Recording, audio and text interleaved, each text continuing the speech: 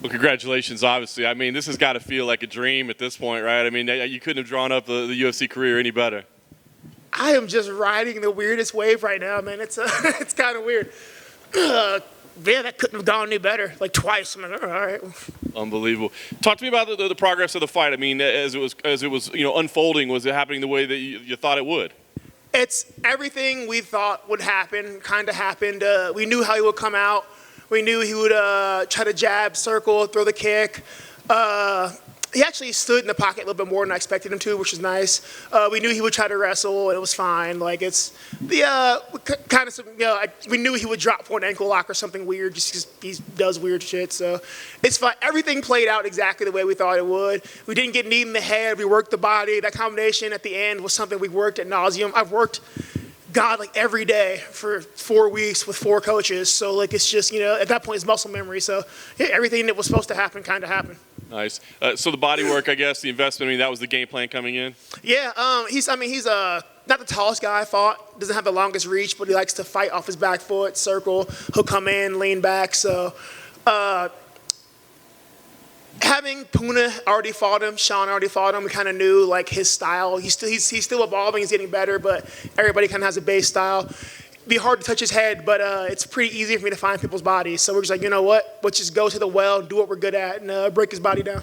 And after you won, you were saying, hey, don't call me journeyman. I mean, is that a chip that you've had on your shoulder? That's a really bad chip. I am really sick of people calling me a journeyman. Like, it is very disrespectful. And I'm just like, I hate everyone that says it. And I'm sure me saying this is going to make people say it more because people are assholes. But, yeah, I take it personally. And they're like, oh, yeah, he's a journeyman. I'm like, well, fuck you then. And then it happens a lot. It makes me angry. And I'm a guy that follows the polls and all the betting stuff. They're like, Chris Curtis has no chance. I would bet my mother's and my grandmother's soul on it. I'm like, wow, you feel that strongly that I suck that much. So it's just nice to shut people up again. Everyone said Phil Hawes was a mistake. It can't happen twice. Curtis sucks, blah, blah, blah. He's basic. So I knocked out another guy, prospect. And I promise you, people are going to be like, oh, he got lucky, or Brendan Allen had pneumonia 6 years ago and it cropped back up. So I'll be discredited again, but it's fine. Well, I was going to ask you, that's the thing, like, at this point, do you want, like, people to give you the respect that's due, or do you kind of like the fact that, hey, maybe I can just keep flying under the radar and people just keep counting me out and I'll just keep proving them wrong? I want to be respected and feared, but apparently it's just not in the cards for me. I don't have the personality or, like, I'm not like 37-0. So at this point, I'm just going to have to keep being the guy. Everybody's like, oh, he sucks. And I beat him up. And then they'll find a reason why that he lost. And it's fine. I don't care. I get both of my checks and hopefully $50K. So at this point, screw you guys. You can either ride with me or not. I got the people around me who are riding with me. So the rest of you guys, I love all my fans out there. They're been so much support. You guys are great. Everybody else can go screw yourself. You talk about this ride that you're on. I mean, it's crazy, right? It's not that long ago you retired twice in a night, and now you're on top of the world, man. Did something change in that moment? What changed between then and coming back? Is it something that clicked, or what do you think it is? Just a lot of stuff in my personal life, man. Like, can I say PFL in this interview? Okay, yeah, like, I know the rules on that. But no, like during PFL, man, it was my first, I just moved to Vegas, a new camp, everything was new. And a lot of weird stuff going on in my personal life, and it wasn't a great time for me, like as a person, like not a fighter, but as a person, and that makes a difference, man. Like if you're not in a great place, then you're not going to perform. Since then, man, I've had a change of camps, change of scenery, different people in my personal life have come and gone, but now my personal life, I'm in a great place. My son's happy, my family's happy. Like I've got a great camp, I've got what I feel like are the coaches that I need around me doing, specific things. Like I don't have to, like my camp's not run by me anymore. I've got people around me telling me what to do and believing in me and making me work and doing everything. So it's nice to be on autopilot and just go do what I'm told and go work and have people around me say, like, we can make you a star. Just, we believe in you, so believe in yourself. I'm like, okay, well, the first time as a professional, I 100% believe in myself. During PFL, I had doubts, and I think that showed. I came in super confident first round. I let like everybody else around me get in my head about Magomed, and like both those fights, it showed. I wasn't sure. Like I wasn't sure that I'd done everything I could. I wasn't sure that I'd taken every precaution. But now there's no doubt in my head that I can be one of the best people. I know I'm one of the best people in the world. That's awesome, man. The last thing for me, I guess, I say you'll fight next week if they'll let you. But I mean, what do you want to take any time off after a year like this? I mean, what is the plan? Are there names that you want now? Are you looking at rankings now? I just changed tax brackets twice in 4 weeks, 6 weeks. So I am down to fight again next week. Like, I don't care. Like I said, I'm 34, man. I'm getting a lot of grays right now. So I am just trying to stack up as much money as I can, as quick as possible, and just have fun, man. Like, I love fighting. Fighting's my job. There's a lot of people in this sport who like to compete, a lot of people who like to win, but very few people in this sport, I promise you, enjoy the act of fighting. I genuinely enjoy the act of violence. I enjoy fighting other people. I'm not like Sean, who's a bully and would like beat an unconscious man. Like, no, like with Brendan, yeah, he would. That's why he's laughing. Like with Brendan, like he came out, he was full of himself, he was feeling it, and I was feeling it, and it just makes me fight harder because I'm like, I got a guy in front of me who's ready to go, he wants to fight, so I'm like, let's go. I don't want to beat a guy who I'm supposed to beat and doesn't like have any fight in him. He wanted to fight, it makes me a better fighter. I love fucking fighting, so let's get paid and fight.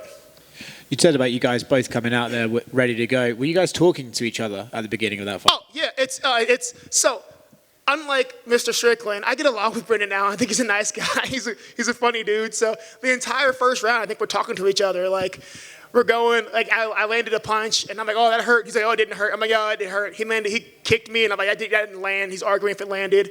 He, like, knee stomped me. I looked at him, like, come on, bro. He apologized, like, yeah, it was a dick move. Like, it's, like I said, man, I'm not one of those guys who's in there, like, tensed up, like, freaking out. This is the most fun I get to have in my adult life. Is I get to go in there, fight somebody in a steel cage in front of people.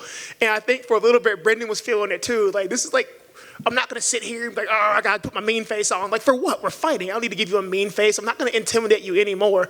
Let's just go fucking go. And we were having a blast. So, why not talk? Why not, egg each other on? Was there a moment where you could both hear Michael Bisping maybe helping him out of a bit of grappling? No, so it's funny. He's on my back and I'm getting up. And I'm like, you know what? And like, as I'm standing, I'm like thinking to myself, so how he is now, I couldn't really tell like how much he was behind me. So I'm like, do I address the hands or the hook first? And Michael Bisping's like, you should probably go to the baseball grip. I'm like, thanks, Mike Bisping. And I went to the baseball grip. Like, yeah. So, because I was wondering myself, I was like, okay, I'm not in danger, but I have to address one of these first. And I was trying to decide, like mentally, like, where do I go?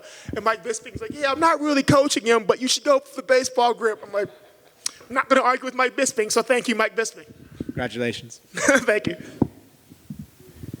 Congrats on the win. Action man, not journeyman. Thank you. I love this guy. Walk us through that finish. That body shot was fantastic, and it set everything up. How did you see that opening? How did you catch that read? Hilariously, the entire game plan for this fight was off of his kicks, off of his punch, everything. Meat hook to the body, go to the head. Meat hook to the body, go to the head. He throws anything, cross to the body, go to the head. He steps in, hook to the body, hook to the head. Sean and Puna both said he's a good striker, but he's not particularly like super powerful. And in this fight, everybody gives me shit for the Phil Hawes fight about like, oh, he was beating you up. I got hit twice clean from punches, first of all, so screw you guys out there. But second, it's a different fight, man. I was coming in on short notice against a guy, one of the bigger guys in the division. Like, Phil's a 215 on fight day, so I can't go heads up with Phil Hawes. Like, I'm a natural welterweight, well, I was at least. I'm not going back now. But I can't go heads up with a guy like that. Brendan, being not quite the athlete, but better fighter, it let me, okay, sit down, go in the pocket, move around. And we knew that it would be hard to touch his head. He's elusive, he likes to play back, he's tall. We get the same reach, and I can touch anybody's body. And I promise you, if I touch your body, I'm going to break you down at some point. So the entire game plan got across 4 coaches was hit him in the body, hit him in the head, hit him in the body, hit him in the head. Every time you move, hit him in the body, hit him in the head. Step off line, hit him in the body, hit him in the head.